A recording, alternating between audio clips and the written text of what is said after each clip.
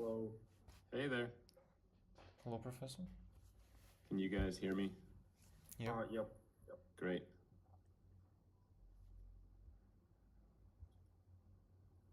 All right. So time's come. I guess we're ready to kick off. Great. Hello one more time, dear professor. My name is Safar. Here with me is Abror. We will be conducting a next series of our podcast series, Silk Road Revival. We're bringing the highly academic knowledge to the masses, the stuff that no one reads, and yes, it's an interesting initiative. So here today is Tyler Ransom, an economics professor at the University of Oklahoma. So I will briefly introduce our guest. So Tyler Ransom is an associate professor of economics at the University of Oklahoma. He works in fields of labor economics, the economics of education, the urban economics, often combining structural and applied micro with modern machine learning tools. So his recent work spans college admissions, which is quite interesting for us, for me especially as I'm a high schooler. Example legacy and athlete preferences at the elite universities, such as Harvard, for example, and how moving costs shape worker mobility in U.S. labor markets. So he's also a fellow of the Global Labor Organization. So I will briefly explain the agenda today. The agenda consists of three parts. In the first one, we prepared some personal and work-related questions to get you and your work, like to get to know you and your works better.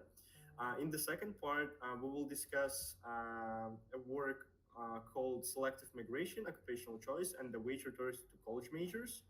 Um, and in the third part, we will have the work changes across cohorts in wage returns to schooling and early work experiences. So one more time, really glad to meet you, Professor Ransom. Hello. Thank you so much for having me. I'm really pleased to be on this podcast and excited to talk about my research. Thank you so much. Thanks. I guess we may begin with part one questions. The question we always ask the professors of economics is, what first sparked your interest in this field? Yeah, that's a great question. My father was actually an economics professor. So I grew up in a college town and saw up front and center what academic lifestyle looked like. So that was appealing to me. I actually did not initially think of being an economics professor, but I took the introductory economics class at my university and just kind of really enjoyed it and felt like I was reasonably good at it, that I could pursue that further. And so I just took more classes and then was not really planning to get a PhD, but then one of my professors kind of took me aside one day and said, hey, you're doing really well in the class. Have you ever thought about doing a PhD? And I hadn't really, but then decided to give it a shot. And then I got to grad school and really enjoyed computer programming and research, and the rest is kind of history, I guess. Yep, interesting. So the next question would be mine. So I want to ask, so your research works span fields such as labor economics, economics of education, and urban economics. So the question is here, how do you see these all areas connect to each other in your work? Yeah, I think the idea of human capital is a central idea. Education is a dominant form of human capital, but by no means is it the only form. Some people, everybody is born with the potential to develop different skills, and everyone has their own comparative advantage at different types of skills that they've acquired. And so understanding how those skills shape your life and your overall well-being is a central idea to my research. So, for example, understanding what the payoff is to going to school It might be monetary, where you have a higher paying job, but it could also be non-monetary, where you can, with that higher paying job, you can afford to, live a nicer life or not work as hard in other domains of your life. And so, in my opinion, it's all about what do the skills that I possess, how do they translate into that better life or that dream life that I'm wanting to pursue. Mm-hmm. Yeah, that's interesting. So my next question would be about your daily routine. So most academics struggle to defend the slow time. So what is your personal production function and for good ideas? Maybe time of day, reading habits, or some breaks. And what did you remove from your day to protect it? Yeah, that's a great question. That's stuff I absolutely love talking about. Um, Somewhere on medium.com, there's a post called the Tyler Ransom production function. Maybe you came across it, maybe you didn't. But definitely, um, I rarely work more than 40 hours in a week. I try to focus my days in like the 9 to 5 traditional business hours. A lot of that's because I have children and need to kind of coordinate my work for when they're at school. But I'm also fairly involved in my church, doing a lot of volunteering there. And so that kind of takes up time when other people who have 9 to 5 jobs would have off, if that makes sense. So as far as like a daily routine, I typically wake up at around 6, somewhere between 6 and 7 a.m. Um, I get ready for the day. I always start my day with reading scriptures for my religious studies. And then when I don't know if you guys have heard of Cal Newport. He's kind of an author in this space that kind of has written a number of books about how to use your time to focus on what's important. So I subscribe to a lot of his strategies of like having not only a plan for the day, but a plan for the week and a plan for the semester. So you kind of every week you renew that plan to try to figure out, okay, this is my goal for this semester. How am I going to get there this week? And then once you kind of have everything set up in the week, then you can kind of drill down at the daily level of, okay, today maybe I don't have as much time as this other day, so I'm going to try to schedule things that are less focus requiring. So, yeah, the idea is that you want to spend your most productive cognitive time doing the hardest cognitive work. And so that's just kind of a trial and error, learning about your own circadian rhythms and these types of things.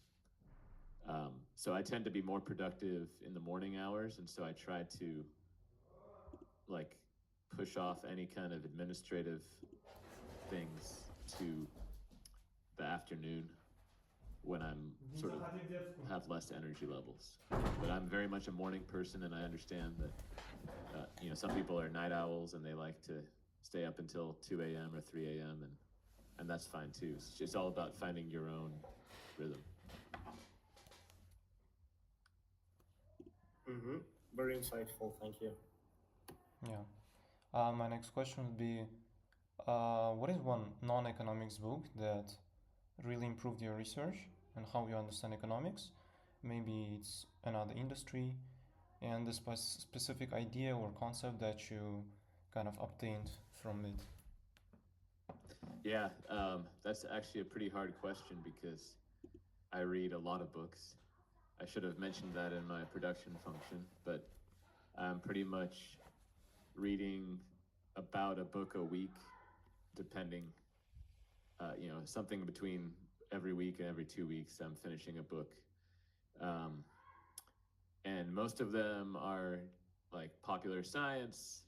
I also will do like history or biography or um, religion-based books, and so I just kind of read whatever kind of sings to me at the time.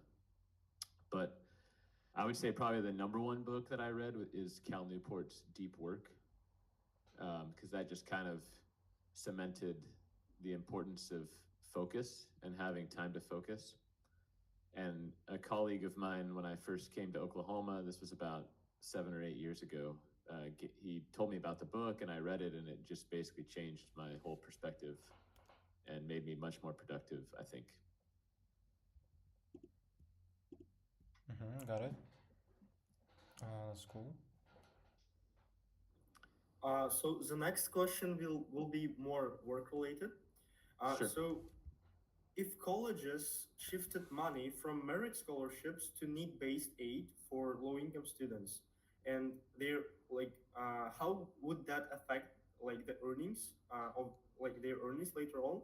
And if you could do just one practical thing to help low-income students succeed, maybe cut paperwork or offer small emergency grants, what would you pick and why? Okay. So the first question is asking about if we shifted aid from merit to needs-based aid. What was Yes. the last part of that? How would it affect graduation, or what was the? No. How would it affect the earnings later on of those students and the Okay. economic consequences as well? Yeah, so that's a very important question from a policy standpoint. I'm not really an expert in that literature to really know, so what I'm telling you is highly speculative. Um, yeah, that's you could think of it going one of two ways, right? So if we're taking money away from the merit-based kids, one argument would be, well, they're going to still do good because they're highly capable. So they might have to take on a little bit more debt, but then they can pay it back more easily because they're capable and they'll be fine in the job market. So then the need-based kids, how would they handle the additional windfall of having extra aid? I'm not sure. That could be ambiguous in terms of people have done work showing that if you get more merit aid, then you're less likely to go into STEM fields. So that could have like long run effects on your earnings. So I think the bigger thing that would answer that question is, how does financial aid relate to college major choice? Because in the US, at least, the field that you study in university is going to be much more important for your earnings than the amount of aid you get or the place that you're attending. Does that make sense? Yes, it certainly does. Thanks. And then the other question you had, can you remind me? Yep, sure. So what would be one pick of solutions? It may be cutting the paperwork or like giving emergency grants to low income students. So what would you do to help those low income students succeed? Yeah, so that's a tough question because I think a lot of the reason that low income students don't realize their potential is not necessarily because of a lack of money, but there's other aspects of their life that interfere with their studying. So typically, these students are disadvantaged in other ways, like they don't have as much family support, um, or their family has health issues, or there's other things that are independent of their capability in the classroom, and that money wouldn't necessarily solve. And so I think if we can come up with creative ways to address those other non-financial issues, I think that could go a long way. But that sounds like a very difficult policy question. Mm-hmm. Got it. Okay, so my next question would be about the inspiration that you usually get from the research. So when imagine when a new idea lands on your desk, what specific signals tell you that this is really will be worth of, for example, 5 years of my life? And did you have cases when this didn't work? Yeah, I mean, you are wise beyond your years to be thinking about this, and definitely, um, I'm I'm pleasantly surprised that you're aware of how long it takes to produce a paper. You must have talked to a lot of other economists before me. As far as ideas, I think a lot of the time they just come from prior papers. So if I'm writing a paper and I realize, oh, well, this would be a cool thing to do, but I can't do everything in one paper. That's a way to get another idea. So, for example, one example I'll give you is I was working on this paper about legacy and athlete preferences at Harvard, and I was noticing uh, from different data sources that the athletes at Harvard are really well off compared to what the stereotype is for athletes at college. And that drove me to want to collect additional data on all the athletes at all the universities. And then I just barely finished writing a paper about that sort of market level, how socioeconomically selected are these different athletes, and how does it vary by sport and by the tier of institution they're attending. And so that whole paper just came out of this drive to know more about why Harvard in particular had really well off athletes. So I think that is kind of the process that I take. Um, Thinking back to other ideas I've had, um, I'm very interested in geography and the differences in economic outcomes by geography in the US, because there's actually quite a bit of variation across states or even across different parts of the same state in terms of what's the average income, what type of jobs are people doing, how many people in the area have a degree beyond a bachelor's degree, these types of things. And so I was curious, what's is there variation in the return to major by these different geographic areas? And then that opens up another question of, well, people can choose where they want to live. So, what's governing their choice of where to live?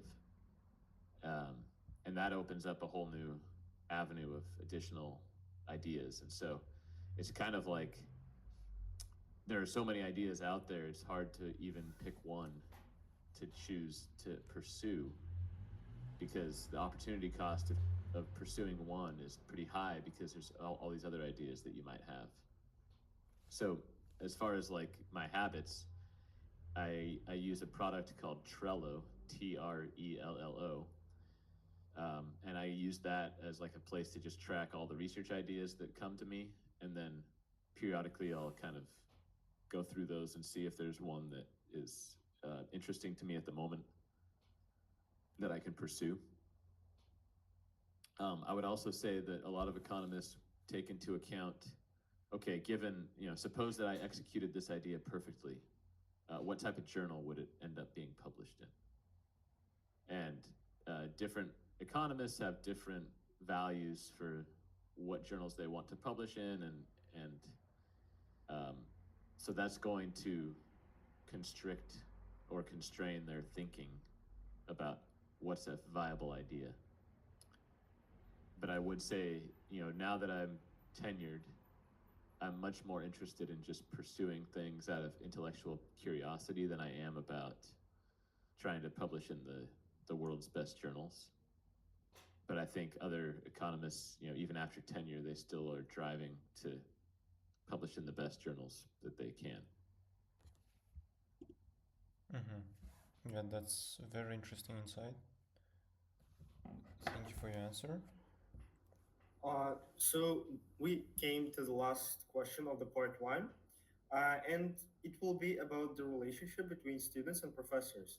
So there are some professors who are like chill and how can I say it?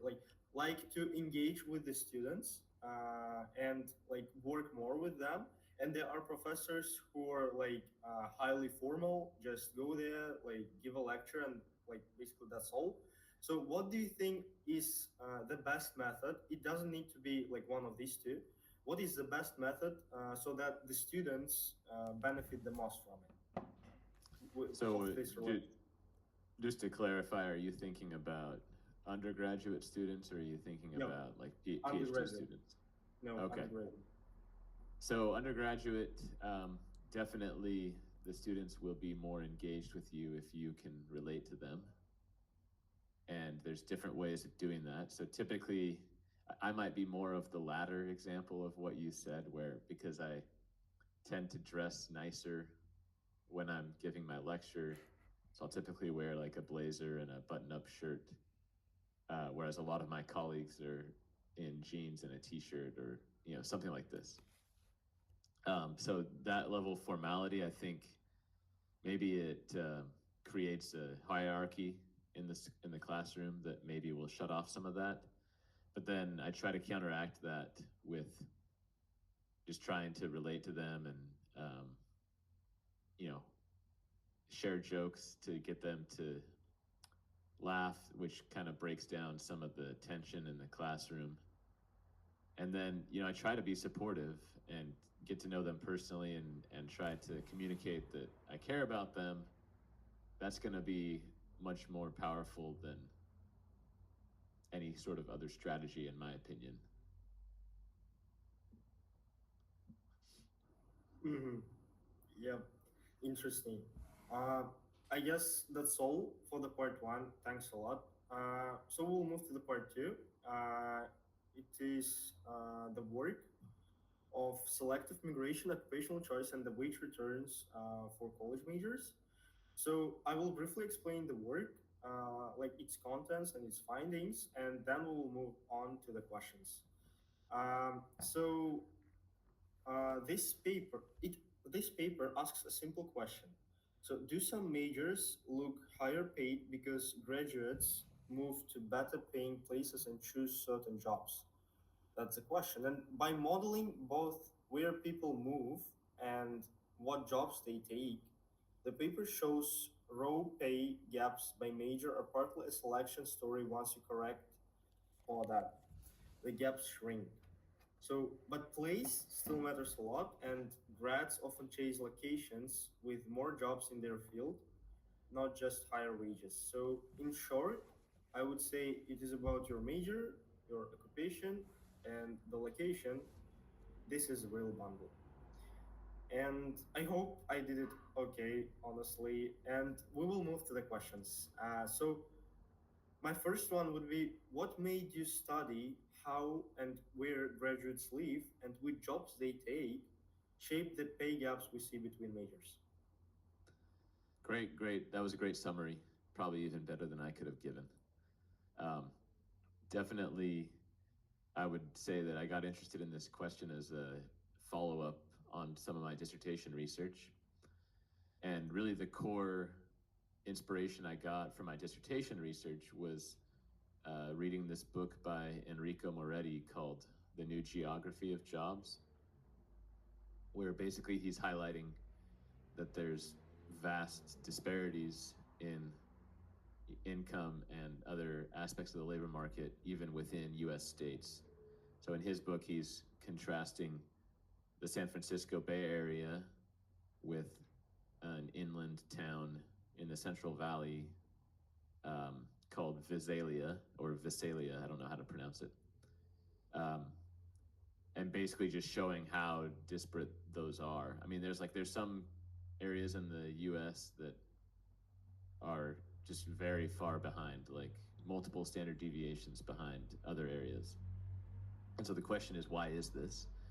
And I think this Moretti book talks a lot about what's called agglomeration economies, which is that when you are in a densely populated area, there's a lot more innovation and there's spillover effects from that innovation.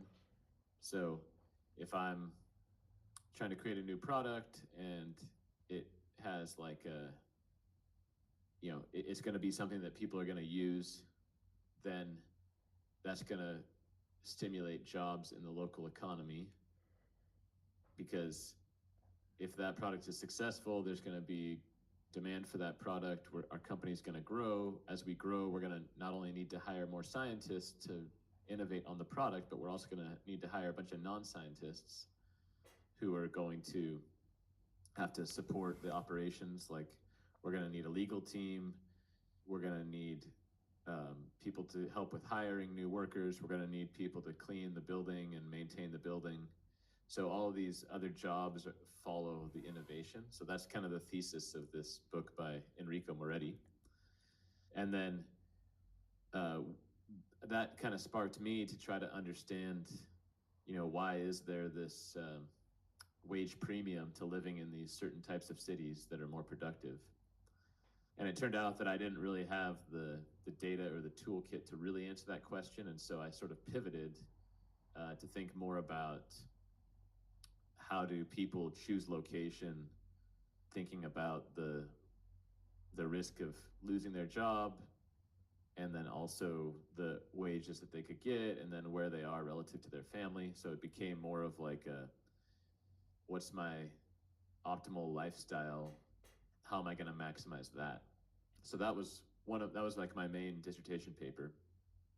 And then this paper just kind of followed on top of that, thinking about, it also kind of followed on from the other paper that we'll talk about in the final segment, where we see people's educational wage premium according to the education that they've gotten. And then we want to understand like how much of that is causal because of the skills that they have versus due to some other selection into whatever, the type of job or where they're living or these other aspects. So that's kind of the long story of how I came to be interested in that paper and came to write that paper. I also at the time was very interested in machine learning and how to apply it. And so I found a similar paper that was published in the top journal Econometrica. And then I thought, okay, well, that's a good paper. That's something I could do. And how can I introduce a little bit of a twist to be able to make a contribution on top of this well-known paper? So that's getting back to your question, Abror, about how do you develop ideas for papers? Well, you can also take existing papers and then push the frontier just a little bit more. So this was an example of that. And also just trying to prove that machine learning and econometrics can coexist, because a lot of times there's a lot of conflict between those two fields. Yeah, definitely. So, sorry, and here's another question from me. Do you think it's nowadays it is especially important to apply like the technical tools like machine learning, econometrics, models to economics to solve basically social issues? Yeah, it's definitely becoming more and more a data-driven thing. As we get more and more data, as we find different ways of tracking new types of data, I would say, I've been in this business for about 15 years now, and I've definitely seen a push towards novel data sources, bigger data sources, and then with that comes the tools necessary to manage and analyze those data sources. And I think a lot of it has also been driven by commercial innovation. So, for example, Amazon, they employ a lot of economists, and they have a specific need for tools to be applied in their specific domain, which is quite different than academic research. But then some of that stuff can spill over and then be, once it contributes to the general body of scientific knowledge, then you can use that to apply to other areas and innovate further. So I think a lot of the focus on machine learning has basically been driven about by these huge data sets that come from these e-commerce platforms like Amazon, and you have to do a different type of econometrics to be able to do policy analysis in that setting. Got it, got it. That's very cool. Mm-hmm.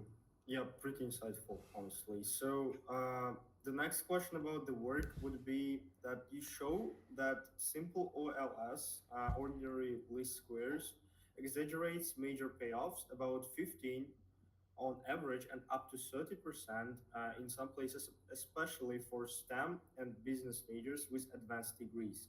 So, what do you think is driving that wedge? Yeah, that's a great question. I'm not sure that the model that I put forth in that paper can really answer your question is more about the mechanism, whereas the model is just basically trying to account for the selection. But we can speculate, and that's fine. I would say probably a lot of it is a selection into career ambition. And I should also clarify that the results that you cited are relative to education majors. So in the paper, the baseline or the reference group is people who graduated college in a degree to learn how to teach children in school. So in the U.S. we call that an education major. And that group is particularly low paid and particularly immobile. And so I think some of what major you choose is revealing how ambitious you are as a person, how risk averse you are, and so forth.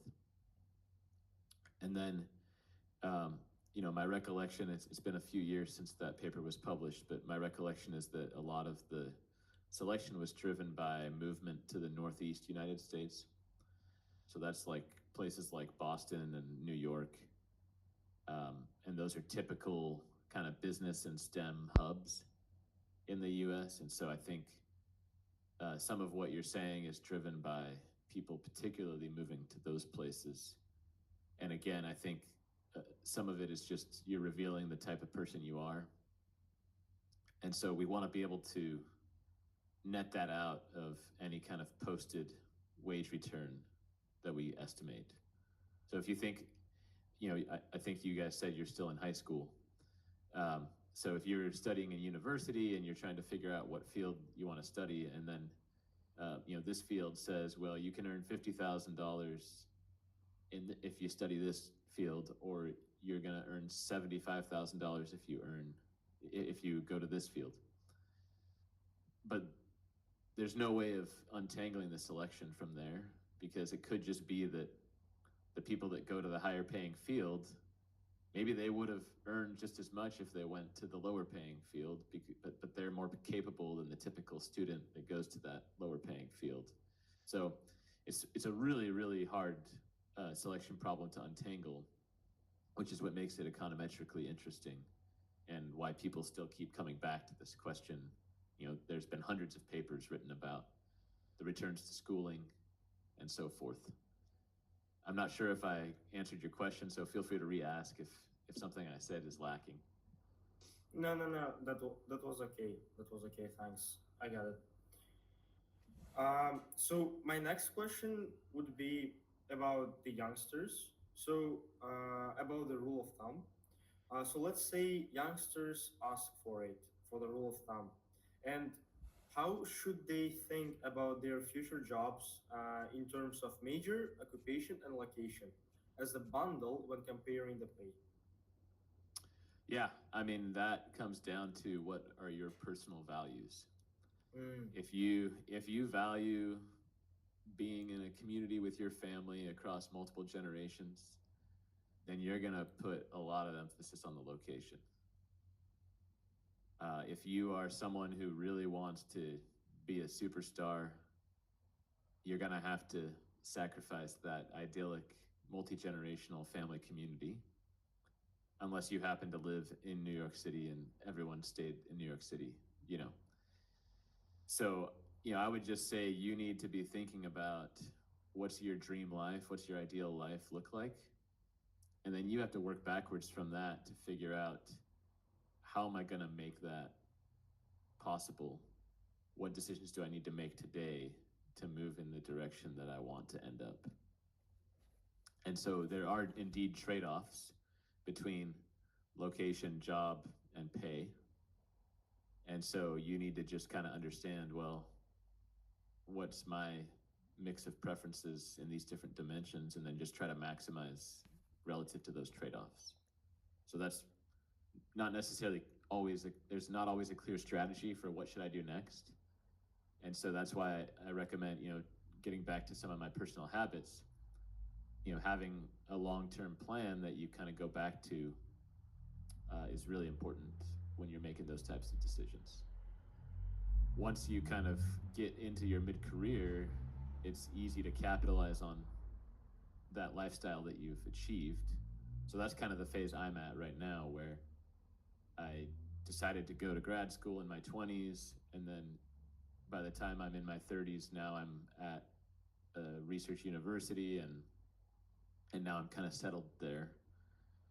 And so you definitely need to think about like both the life cycle and like what you value. And the nice thing is nowadays with all the technology we have, like it's pretty easy to be successful in a lot of different locations. But you may have to like leave your preferred location for a short amount of time to get the necessary skills that you would need to deploy to get back to your preferred location, if that makes sense. Yep, it certainly does. So we came to the last question of the part two. So if you could, so there will be two options. So if you could flip one switch nationwide, so either A, create lots more in-field jobs in every region, or B, make moving from one place to another essentially free. So which would shrink headline pay gaps between majors more, and how much, in your personal opinion? By how much? Can you say the first part about flipping a switch? I didn't understand the Yes, first part. sure. Sure, of course. So there are two options. So option A, either to create more in-field jobs in every region, or option B, to make moving from one place to another essentially free. So which one would shrink headline pay gap between majors more? And when you say in-field jobs, can you be a little Yes. more specific about that? Sure. I mean, like the jobs in one field, in one area, particular. Okay, so you say like we can make more healthcare jobs, and that's a STEM Yes. related job. Okay, In one region, yes. okay. I would say probably the moving, but it's hard because it could go both ways with either of these options. We could have a situation where if we make moving free, then everyone lives in their hometown and they can work in the job they want. But it's not clear how that's correlated with the wages that are earned and the selection into the major. So I think, maybe an interesting extension to the work that I've done here is to try to drill down on mechanisms, to try to think, okay, well, how is ability, broadly speaking, how is the type of skills that you have correlated with the type of major you go into, and how do those also correlate with the location that you end up living in or the job that you end up taking? And these are really difficult econometric problems because it's such a high dimensional question. So there's 500 different locations I could live in the US. There's thousands of different types of jobs I could work in. And so how are we going to actually, how can we handle that high dimensionality from an econometric standpoint? That would require some more innovation. But you're right that we should be thinking about mechanisms. And so, just speculating, I would go with option B from what you said, but I'm not very confident in my answer. All right. Thanks a lot. It's the end of part two, and now we will move to the part three of Abror's work. Yeah. Yeah. So I would like to focus on your different paper, which is called Changes Across Cohorts in Wage Returns to Schooling and Early Work Experiences. So I'd like to briefly summarize what the paper is about, if you allow, and then we'll get back to the questions I have.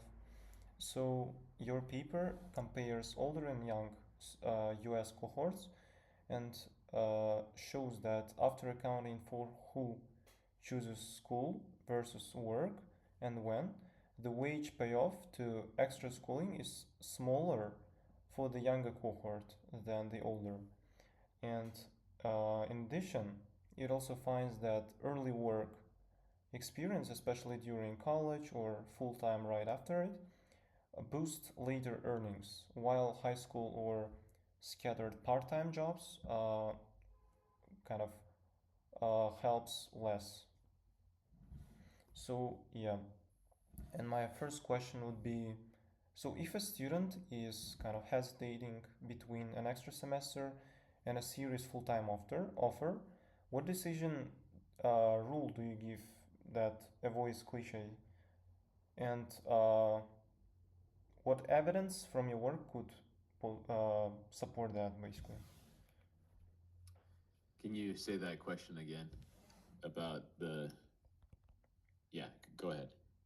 Yeah, I'm asking like, uh, what advice would you give to a student who is like choosing between um, an extra semester and a serious full time offer? Okay. So that again is going to be case dependent, I think. But if we take the results that we had in this paper seriously, then I think they should take the full time offer first. So try to finish early. Obviously, it depends on the type of skills that they're building and the type of market they're going into. But yeah, I mean, I think you did a good job of summarizing that paper, and I think the key story or the key reason that we wanted to do that paper was to try to understand if there is a payoff to working while you're in school, because there's also potentially an academic cost where you have less time to study, so you may do worse in your coursework, and then that might have adverse implications for your career. Right. Yeah.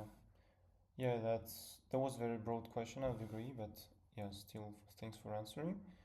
So many studies say that more school is equal to more pay, but your paper compares like two generations, people who came of age like around 1980s versus 2000s, and carefully accounts for who keeps studying and who goes to work basically.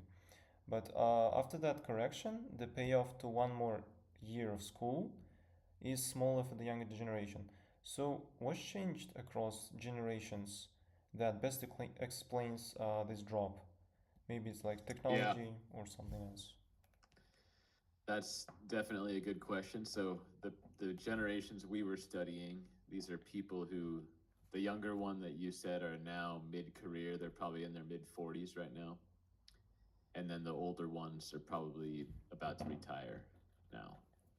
So it's a longer, we can only study these things in lags, unfortunately. So we can't necessarily get real-time estimates of this stuff because I need to have seen your adult life outcomes and relate that to what you were doing 10 or 15 years earlier to be able to say anything about what the policy implications are. So that's kind of a challenge to this.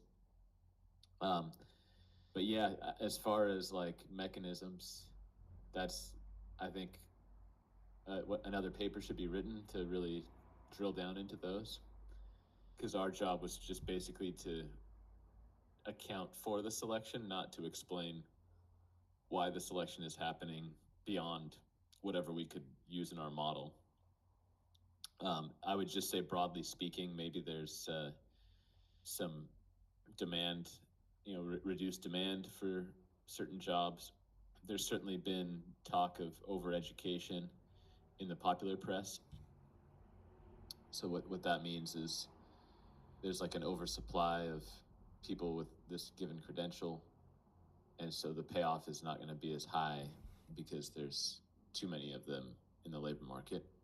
So the way that supply and demand works is, there's some amount of labor demand, and then if the labor supply increases, that's going to drive the wage down because there's more people willing to just get the job that they want, even if it's not the wage that they wanted, if that makes sense.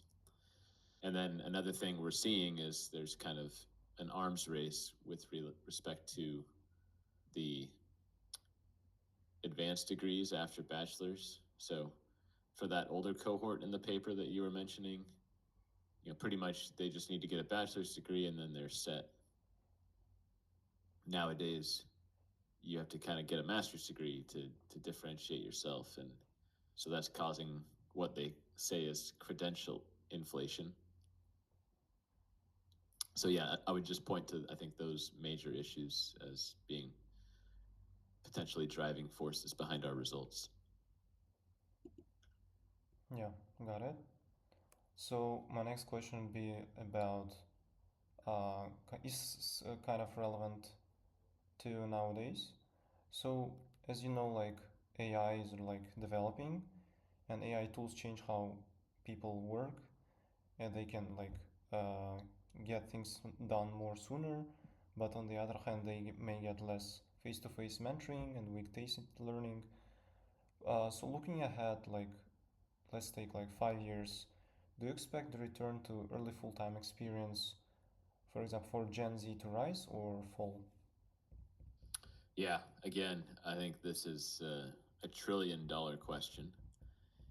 The AI companies certainly are pushing to think that there's, that this can be an augmenting technology that's going to make everyone more productive.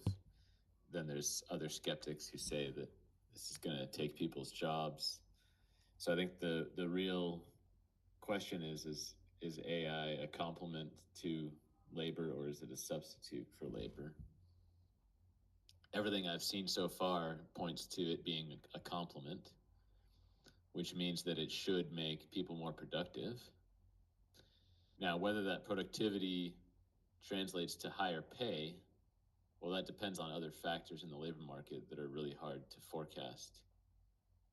Um, but I would say that, so I think your question is the wage premium or the wage return to a college degree relative to a high school degree, is that going to increase because of AI? Is that a fair representation of your question? Yeah, yeah, definitely. Yeah, so I mean, that's going to depend on demand. Um, One thing we're struggling with right now with AI is that it might be reducing the quality of the college degree because the students are using it to do their work for them as opposed to learning the skills themselves. And that's something that is pretty tricky to really figure out the answer to. So I think I'm gonna punt and say I don't know. But I would, if you force me to say something, I would say it'll go up. Mm-hmm. Yeah, thank you for your answer. So I would say that's pretty much it by me. Um, so far, do you think do you have So any yeah, questions? we will have another couple of questions, I guess. So one of them is extremely interesting for us as we like I'm a high schooler and abroad here is a university student. So we want like I want to get into some university in my field in economics. So what would you recommend me to do right now to expand my horizons in this particular field and to be prepared for the college life? I would say the number one thing you can do is read books. Mm-hmm. Doesn't matter what they are. They don't even have to be related to economics. You just need to get comfortable with grappling with ideas, grappling with opposing ideas, and trying to make sense of where they're, in what ways are they opposing, in what ways are they actually agreeing. Um, what do you know what you want to do beyond economics degree at university? Mm-hmm. So are you wanting to become a professor? Are you wanting to become a banker or a finance? Like what do you want to do after? Finance, I guess. Okay. So then maybe, start teaching yourself some financial modeling. Mm-hmm. Familiarize yourself with discounted present value, these basic ideas from finance, the CAPM model. Mm-hmm. If you want to dig deep, Black-Scholes. So you could go into these, and there's nothing stopping you from teaching yourself these things right now before you even get to university. Mm-hmm. But then, given that you're still really young, you should also start talking to people that are in the industry that you think you want to end up in and asking them, what do I do now to prepare myself to be in your shoes in 10 years or whatever? That's going to be much more informative than anything I can tell you right now because that's not the track that I went on. So I don't have any Mm-hmm. really specific knowledge about that. So general advice for people who are motivated and want to study economics is to learn math and to read. Mm-hmm. And a lot of your youth should be spent sampling different types of careers to see what you like the most.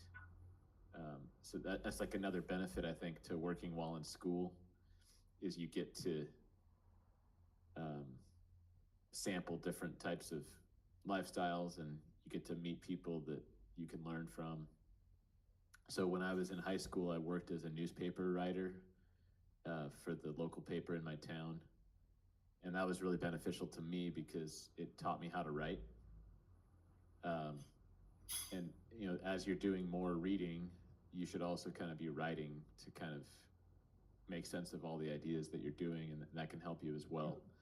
But basically, critical thinking skills are going to be really important even in the age of AI because AI seems to be really good at doing like lower skill level work, but not so great at I mean, who's to say that they're not going to build the super AI that they've been dreaming of? But for now, it seems like we're in a new era where the AI can write really complex computer code trivially, but then we still need human decision makers to figure out what to deploy and when it should be deployed, and so some of that stuff is going to come by experience. Some of that stuff you can learn in school. So those are my general ideas. Mm-hmm. Got it. Thanks. So the next question would be about the podcast itself. So, how was it? What were parts that you liked, that you disliked? How was the structure, like the agenda, and any recommendations maybe to improve? And P.S. We are open to criticism. Sure, sure. I think you guys did great, especially given your age. Um, I'm very impressed that you have the initiative to email people, to reach out to them, to set everything up. Um, so I don't really have any critical feedback. I think a couple of times the questions were a little hard for me to follow. That would be the only thing that would improve things. But Mm-hmm. the structure with the segments and everything, that's great. And Mm-hmm. I actually would like to know a little bit more about you two. Um, like, how did you come up with this idea, and what do you want to do with it moving forward? Uh, I guess we can answer that freely. So, um, actually, that idea came to our minds a year ago. We wanted to bring that, like, no one reads those research papers nowadays, especially, like, honestly, like people the masses, the so-called masses, they don't read this stuff they read the news, some unuseful, like unbeneficial stuff on the internet, and there is like we can make the knowledge more accessible, I guess. So by this project, so like and it is number one initiative. So number one, how can I say it? Number one purpose, and number two purpose is to prove that social media is not only a waste time place, but also a place for something meaningful and something insightful. Yeah, well, that's great. I'm impressed with your initiative. I recently launched a YouTube channel trying to do similar things with Mm, spreading my knowledge of how to think about these different economic models. So I teach a doctorate level class here at OU that is about advanced econometrics, and I wanted to kind of bring that idea to other people across the world. So I'll be posting videos to that, in the coming months, and there are some already up there, but that's something else that I think we have in common. It's just wanting to kind of make the world a better place. yeah, thanks. So, like, thanks for the compliments, and please send that link of the YouTube channel. I would highly appreciate it to check that out. Sure. Yeah. I mean, I think there's only 7 videos so far, but they could be useful. Hopefully they'll be useful to somebody, Yep, even if I it's will not check you it out. guys right now. Yeah. So yeah. But yeah, I mean, I would love to keep in touch with you guys and follow your Um, careers. So, are you from the same town, or how did you meet? from same town. Yep, Right. from same town. So, you guys live in Tashkent, or you live some outlying area? Yes, Tashkent, the capital. Okay, cool. So yeah. Thanks a lot one more time, Professor Ransom. That was an extremely insightful talk for us. We do appreciate your contribution and your time as well. Thanks a lot one more time, and we will keep in touch. Great. Thank you so much, See you later. Professor. Thank you guys. We'll see you.